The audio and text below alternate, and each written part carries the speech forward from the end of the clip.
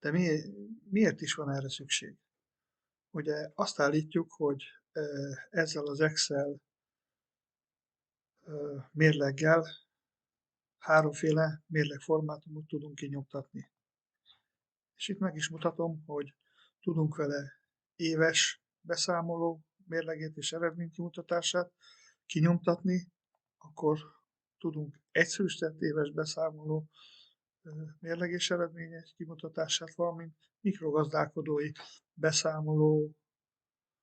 mérlegét és eredménykimutatását nyomtatni, és ezt azért tudjuk ilyen univerzálisan elkészíteni, mert ezen a feltlapon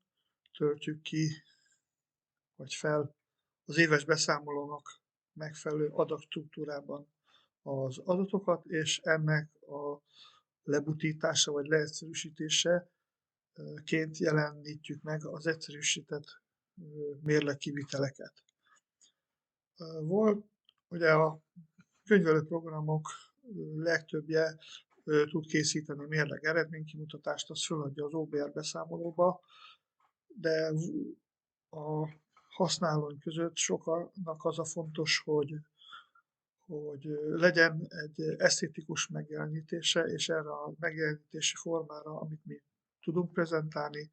azt mondják, hogy ez esztétikus. A másik fontos érv, hogy miért érdemes ezt a programot használni. Ugye legtöbbször az ügyfelek leértékelik a munkánkat abban, hogy hát ezt így gépek csinálják, meg nem olyan látványos, meg igazából ebből a mérlegből sok mindent nem látnak. Viszont, hogyha a beszámoló készítéskor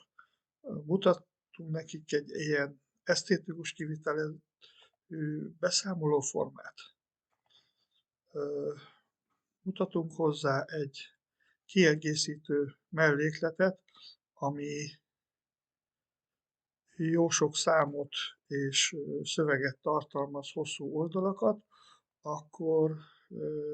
ezáltal el fogják ismerni a munkánkat, hogy igen, beletettük a szakértelmünket és a munkánkat, és egy komoly dokumentációt állítottunk elő.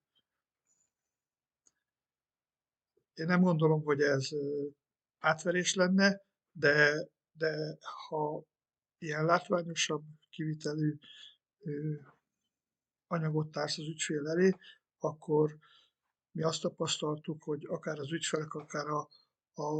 bankosok hitel elbírálatnál azért komolyabban veszik az ilyen jellegű kiegészítő mellékletet, mintha egy két-három oldalas egyszerű lenne, bár ugye az is megfelel a számviteli elvárásoknak, de valamiért az emberek ezt másképp ítélik meg, és a nagyobbra azt hiszik, hogy az jobb is.